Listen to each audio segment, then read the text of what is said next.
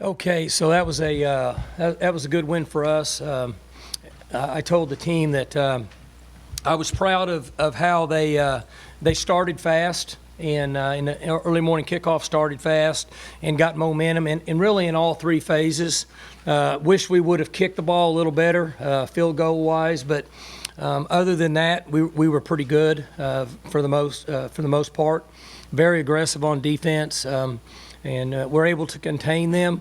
Their running back's a good player, and he breaks one in just about every game. So I thought our guys did a good job of containing him. We defended, and we got some pressure on the quarterback. If we could have got off the field on third down, we'd have had an unbelievable day on defense. We gave them 6 of 17 on third down, and I'm going to say half of those were more than 3rd and 10. But overall, guys played really well. So I'll let them enjoy this one, and then come back to work tomorrow and get going and get ready to play the next one. Know anything about Spitzer's hand at this point? Just precautionary, and with where we were. Plus, we've needed to play Drew. We just didn't have an opportunity, so it worked out well for us to get him in the game. And because of the situation, just precautionary to take him out. With that said, what was it like to see? What's that? What was it like to see Drew throw awesome. that touchdown pass? Yeah, he's been so good. He was a captain in this game. So that tells you what kind of a young man we're dealing with. He's practiced hard. He stayed focused. And we know it's difficult. We all do. Everybody sitting here knows it's difficult to do what he's doing. But he hadn't flinched at all, and he's been tremendous. So it's awesome to see him come in. He played pretty good. Mike, how do you explain this turnover tear that Colby has been on of late? He's in the right place at the right time. He's like Sean Lewis. Remember years ago when Sean Lewis was here? Every time a ball got tipped, he was standing there. And every time the ball was on the ground, he was there. And for some reason, he's in the right place at the right time. But you know what they say about guys that are good players are usually in the right place at the right time. And the second part of that, Jenny, is when he gets a chance, he catches it. You see some guys that are there and they don't do it, but he finishes and he catches it. Mike, can you speak to the job that Jim Knowles has done especially the last month, he's been dealt some tough cards along the way as well. For Sure. you guys to be playing this well, how should be a testament to him? Yeah, it's good you brought that up. I've been proud of Jim. Everybody knows it's tough to play defense in this league, and defenses are rallying a little bit. You're seeing better defensive play overall, and it's tough. You gotta have thick skin, as Coach Sutton, Eddie Sutton used to say. If you're going to coach, you gotta be thick-skinned. He used to tell me. And Jim's done a good job with that. We still have a long ways to go, but I think our schemes and the understanding of the players are getting better each week, and we're tackling good. Now, we missed some today, but those two guys that made us miss some tackles are very elusive. Sometimes that's going to happen. But we were running to the ball to eliminate big plays. I think that's also a big part of it. And we're getting better at rushing the quarterback, which is huge in this league. With 3- and 4-man pressure, you somehow have to be disruptive, even if you don't get the sack. Early in the year, we weren't disruptive, in my opinion. Now we're getting a little better. How did Jim handle kind of the ups and downs of his first year and a half? He's been fine. Jim and Sean have tough jobs with me because I'm an easy guy to work for, but I'm also very detailed, and I want things done. I don't like mistakes that are made over and over and over. So when that happens, I'm probably not the easiest guy to work with, and they've got thick skin in dealing with me, and they listen, and we make decisions, and we move on. They've done very well. Dylan Stoner had another big game. What did you think of his career high in receiving yards? It's been awesome. I said it a couple weeks ago when Wallace went down. He has to play multiple positions, and he's made plays. And our staff has done a nice job of getting us in schemes to try to open some things up. Like they did. They had a nice scheme today throwing the ball to Chuba. And the same thing's happening for Dylan. He just works hard. He's every day. Like I told you guys a couple weeks ago, he dives for balls in Thursday practices. Nobody does that. That's why he's had success. Coach, can you just take a minute and talk about seeing Les Miles on the other side of the field? I enjoyed seeing Coach pregame and Kathy and Smacker, and we had a good conversation. And I have a lot of respect for Coach. I hope he feels the same way. And, I asked him if you're having fun. He says he's having a ball, which I'm sure he is. So, and when the game's going on, I never really notice who's on the other side. I forget most of the time. I'm so zeroed in on what's going on. But it was good to see him again. And I told him I hope everybody was healthy and gives him a chance to go on to the next game. Did you notice his son come in the game to play? Not until it was too late. He was in 2 or 3 series, right? And then I looked up. Somebody said they put another quarterback in, and I should have known it was Manny, but I got so many other things going on in my brain that I didn't pay attention to it. And then 9 came back in, who's played really well this year, which I told him after the game. He's a good football player. We did a good job against him because he's been a good player. But I didn't notice Manny being in there. I wish I would have paid attention and grabbed Manny after the game, but I got too many things going on. Manny was probably running around here back in the day, right? Sure it was. Yeah. Manny, when Manny and my boys were little, they were running around like crazy. So I'm happy for them. They're a good family. They're good people. You seem to have a lot of 3 wide today, which I know is not out of the norm for you, but was part of that to maybe keep an extra guy out of the box because you thought they might load up to stop the run? There's some schemes involved there. They've done both. And you have 2 weeks to prepare, so you got to go on what you think you'll get, but you don't always know. People have played Chuba different ways. Some people stay back and just try to contain him. Some people bring pressure and try to gap him. But then, if you gap him and miss him, he's hard to catch. So they did a little of both. They played back some, they pressured some, they tried to mix it up some, which is pretty common when you're playing a team 2 weeks late. 2 week open week, I should say. Give them a little more time to do some other stuff. You had the offensive line back intact. What did you think of the way they played? I thought they played good. I say it's difficult for me to say without watching tape because I can't watch 5 guys. So it seemed like we played okay. I know we gave up a couple pressures that we shouldn't have, but I just have to see the tape and see what happened. Mike, I know this wasn't one of Chuba's sort of eye-popping stats days, but to only, quote-unquote, have 23 carries, do you feel like, manage him and give him maybe some rest there that you can use LD a little bit more there? Well, LD got 90 for us, and Chuba was over 5 yards a carry. So I would prefer that he's never more than 25 carries. So this is good for us and keep him going and keep him healthy. And, over a season, those guys take so many hits. So, he's 126 yards. And last year, we'd have said he had a great day. This year, it's an average day for him, but still pretty good day. Is there any part of you, and I know you're going to say it's not a big deal, right? You're going to ask me a question, and you're answering a question. I like it, though. You know what? If you and I weren't such good friends and you weren't such a dog lover, I'd be off of it, but I'm good. I've learned You know who did that? That's the Mike Baldwin theory, right? He asks a long question, and then he answers it. So, all right, go I ahead. like Baldwin. I'm going to get you to give me a different answer now. No, that's true, too. Go ahead. I thought I had to cover you longer 4 years to be your good friend. No, you're good. I'm good. You're a dog lover. I'm a dog lover. All right, absorbing that, you have to.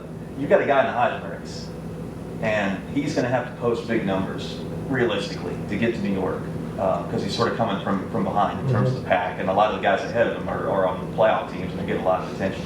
How much of that at all enters into situations like today where you do want to rest him, and yet you know that maybe he needed a bigger number than what he got?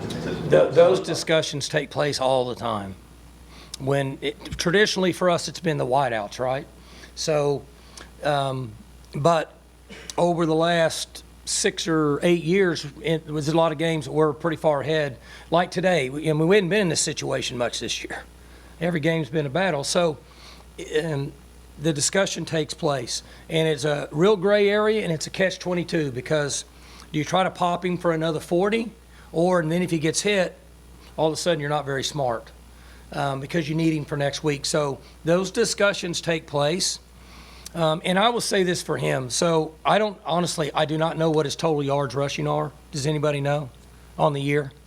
1726.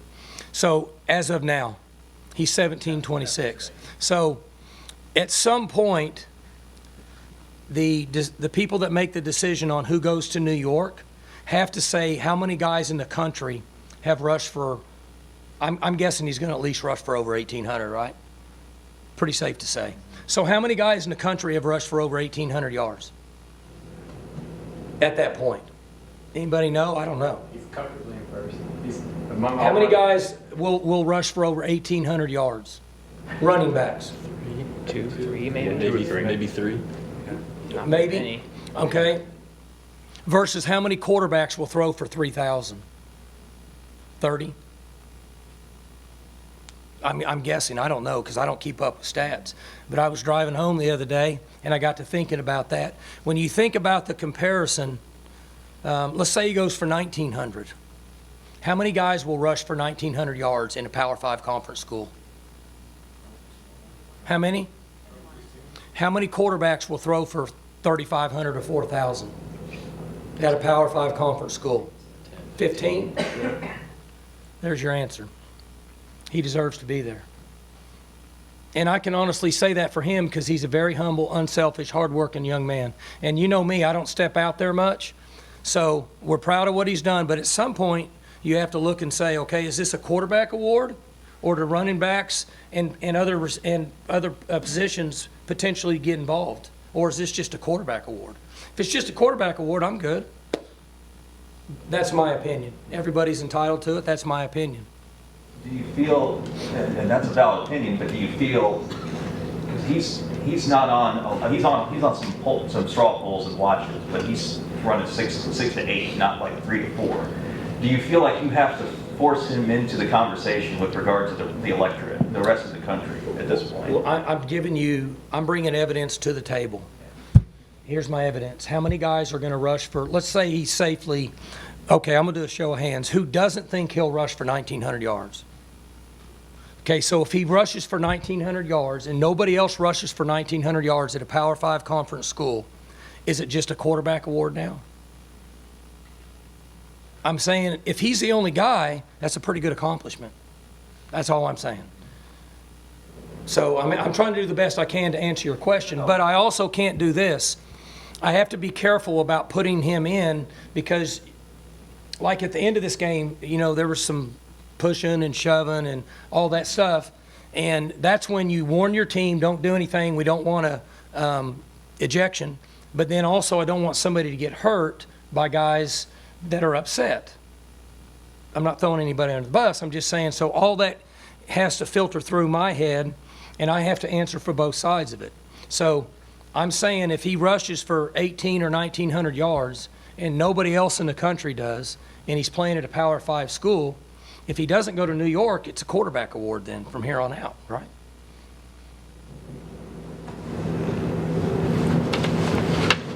That's all I'm saying. Going months back to the Oregon State game, you had some mixed emotions about Sanders doing that hurdle as a freshman. Now that you see him play some games. Spencer? Yeah. Yeah, I'm not fired up about that. But I told you after that game, were you up there? Yep. Remember I said I don't want to take his stinger away?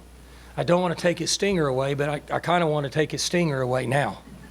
Because he's got to know better than that. But he's very competitive, very emotional, and that's the way he is. So it's good, but also it falls back in this category. You kind of hold your breath a little bit. How did you feel your guys handled things when it got chippy at the end? I thought I complimented them. I thought they did good. 94 did a great job. I did not see it, but I was told that one of their players took a swing at him and a follow-up swing, and he didn't swing back. So there's two things there. One, for a freshman, that's having really good composure, and two, he knows it's not going to hurt him. He's got a helmet on. So what good does it do to swing back? I mean, it can't hurt you. So I was very proud of him. I thought our guys handled ourselves well. Teams get frustrated, when you're behind and the game's out of reach, and you get frustrated. But it doesn't do any good if our guys swing back. So I addressed it with them. I told them I was proud of them, the way they handled it. We didn't have any non-competitive penalties. So we had 2 penalties in basically the last 2 minutes of the game, right? A holding, and we came back on the backside of his own play and cut a guy, and he wrong-armed us, and we got a chop. Probably a good call, but it's a rare call. And then we had a holding. Other than that, we don't have any penalties. So they were very disciplined, and they were a tough team in this game. And that's the two things we talked about in August. We want a disciplined team that doesn't get penalties that aren't contested. And we want to be a tough football team, and I thought today they did a nice job with that. We still have a ways to go, and we're not the finished product, but we're better. Like you mentioned in passing, you're kicking, and we hadn't seen Matt have the kind of issues he did today. The long ones, I mean, maybe that's understandable, I don't know, but that short one seemed like that was a bit of a red flag. What's your level of concern? You know, punters and kickers today for us weren't very good. We didn't punt very well, and we didn't kick very well.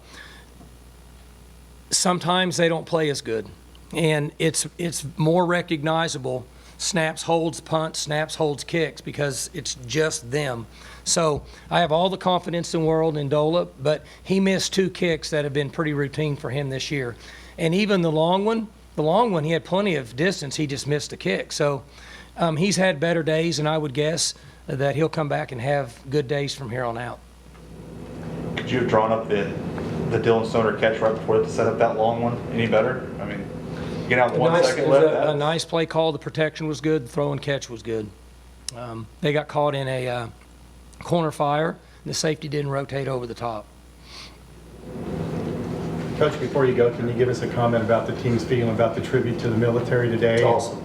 I was going to finish with that, and so you led me right into it, but everybody knows how I feel about the military and the families and the people that go fight for our freedom every single day. And I said it, I'll say it again. I don't care if you're city, country, white, black, Democrat, Republican, rich, poor. You support the people that go fight for this country, period, unless you want to go fight yourself. I'm not tough enough to do it. So there's a lot of people and a lot of families that are affected by people that are willing to give their life up every day over there overseas. And so when we have a chance to support them and the fold of honor, the families, we're all in. And I asked the team was all in. Nobody, not one person said they didn't want to support them. So that's my opinion. Everybody's entitled to an opinion, and I'm a strong supporter of our military and the people that are willing to fight for our country on foreign ground. So that's why we did it. Not saying me, but that's, as a group, that's why we support them. Anything else, Coach? Good? All right, thanks.